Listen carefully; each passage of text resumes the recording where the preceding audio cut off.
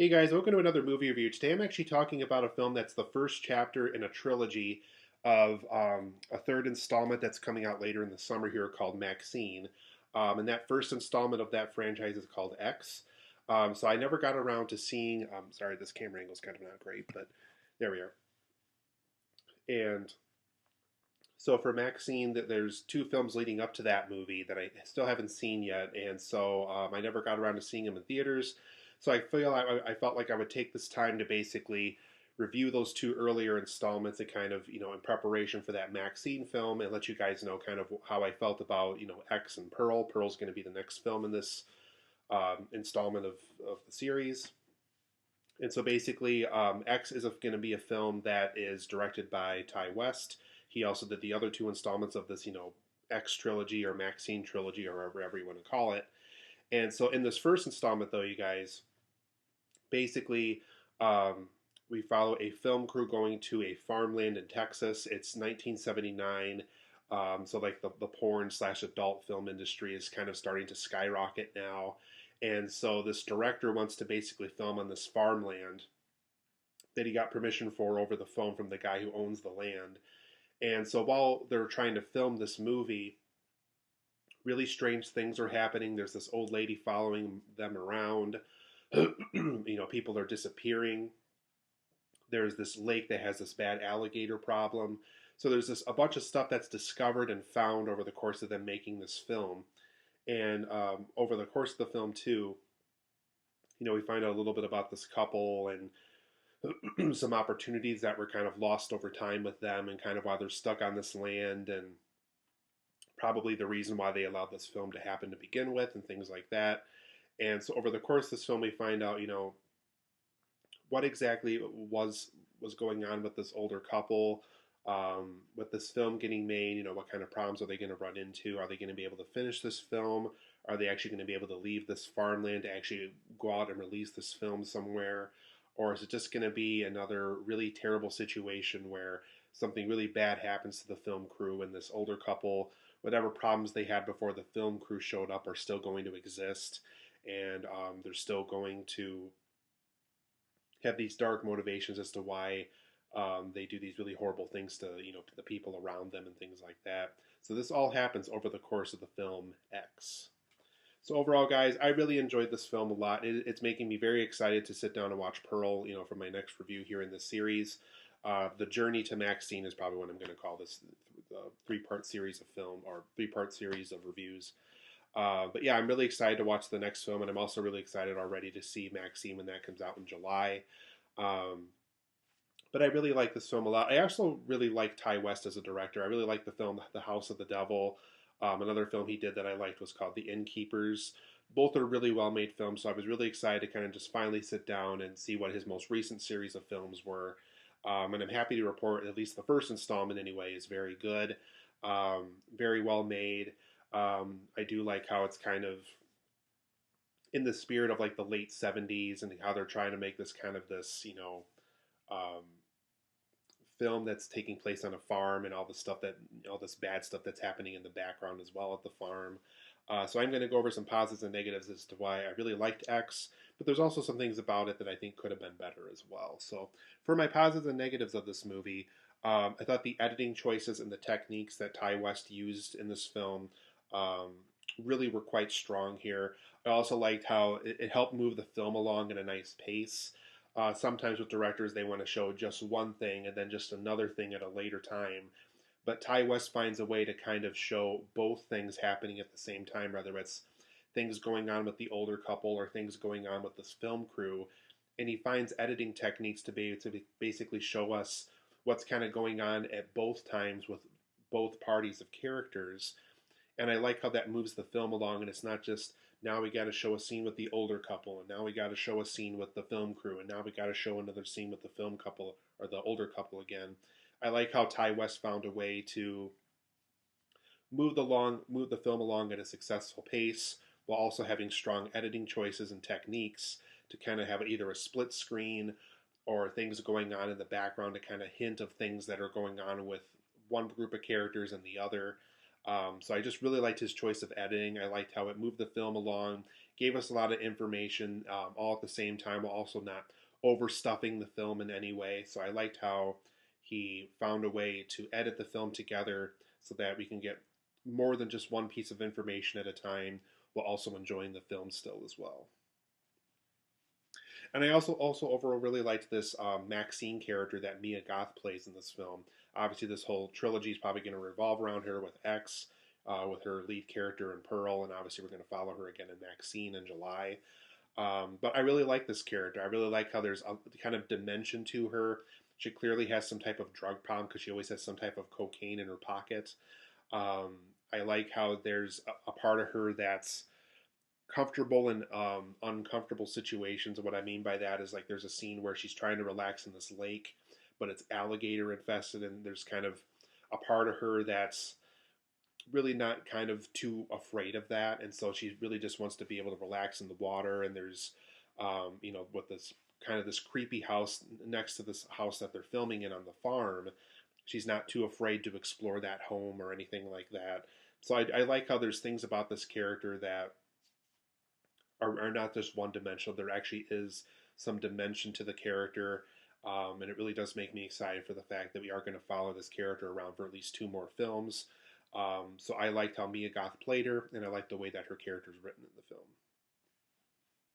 And I also overall really like this farmland setting. I like how it's kind of comfortable during the daytime. There's really nothing wrong with it at first, but it is one of those places where the more you explore it, the more you get to know this older couple that lives there.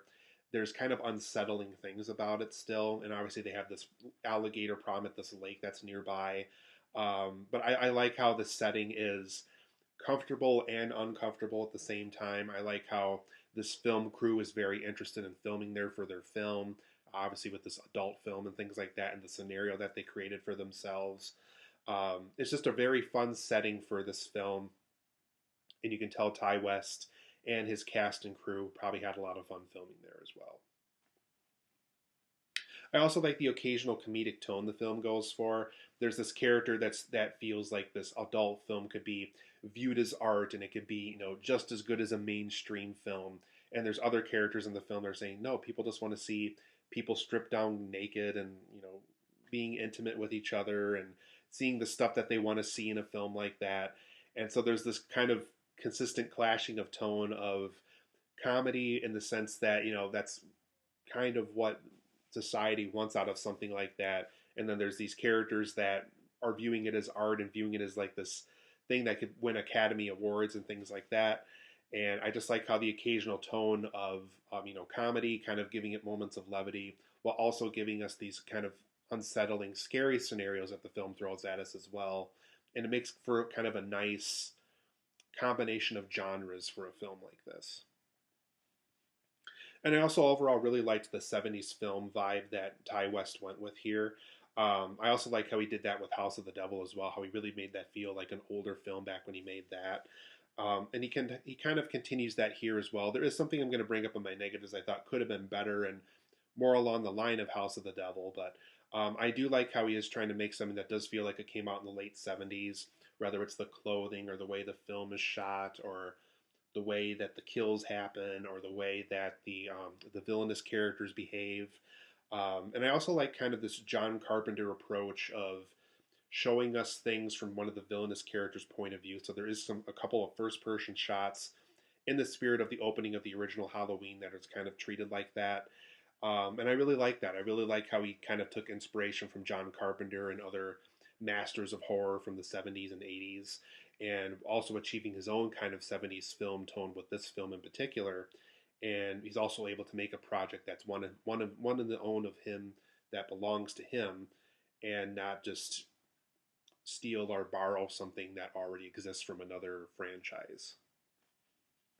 But for my negatives of this movie, though, I do feel, going back to the 70s film vibe, I thought one special touch they could have done in post-production that really would have brought the point home that this is a story that happens in the late 70s. I thought they could have added some type of 70s film grain. Totally fine if they shot this on digital. There's ways you can make it feel like it's older. But I think something like adding some film grain, adding something that like what Tarantino and Robert Rodriguez did in the Grindhouse films, kind of adding the occasional film grain to the screen and stuff, adding that old like the old making it feel like it's an old film reel that's playing somewhere. The film unfortunately doesn't go that route. It does have a very digital look to it, unfortunately. So even though it maintains that 70s film vibe, it doesn't really have that 70s film grain shot on film, potentially shot on like a Super 8 camera or something like that. It does go for the traditional digital HD look. So there is one aspect of the film that kind of turned me off about it a little bit, is it does feel like a modern film in how it's shot and what kind of cameras they used. So I think something simple as adding film grain to it in post production really would have brought the point home that this is a story happening in the late 70s. I also thought some of the reveals and some of the aspects of the storyboard were kind of easy to figure out. And also, some of the reveals happen very early on. It doesn't help, too, that this is a film that we now know as a franchise. So there is certain things about it where we know there's going to be other stories in this universe. We do know that there's going to be some type of significance with MaXXXine and how her character's story is going to continue forward into other films. But I do feel like some of those reveals do happen a little too early. There's some photographic props that are used here that do kind of give away certain things, I think, a little too early. And I also thought just the overall story itself was extremely easy to figure out. I knew exactly what was going to happen to a lot of these characters. And there's just a lot of scenes that happen at night where you know exactly what their fate's going to be when they go out and do something that's not very smart to do. So I thought that aspect of the story could have been better. They could have tried to surprise me a little bit more. And going to my next point too, there really is some really dumb character choices here. Whether it is um, somebody trying to comfort this older woman in the middle of the night, and obviously she has evil intentions towards the guy, or it's um, the guy clearly jumping into this alligator-infested lake, and clearly no consequences he feels is going to happen to him. Clearly, that's not the case. And just things that are just like, really, guys, just try to be smarter about all this. So I thought that aspect of the story was also pretty disappointing. I feel like there's so many horror films that already kind of do this already. So it would have been nice to see a horror film where the characters were a little bit smarter in the writing. I also thought some of the details of the setup could have been better. We do kind of get a little bit of background as to, this producer and this director want to make this adult film on the farm and stuff, but not very specific as to why they're going there and why they really believed in this script in particular and why they wanted that setting in particular. We just kind of follow them around. They get there, and the rest of the film happens. So I thought there could have been more to it than just, hey, we found this farmland to shoot on, and that's really about it. So overall, though, I'm going to give X an 8.5 out of 10. I think it's a very strong first installment to the series. Really hope Pearl and MaXXXine are strong films as well. So hopefully I will be back soon for reviews for those. But for X, I'm going to give it an 8.5 out of 10.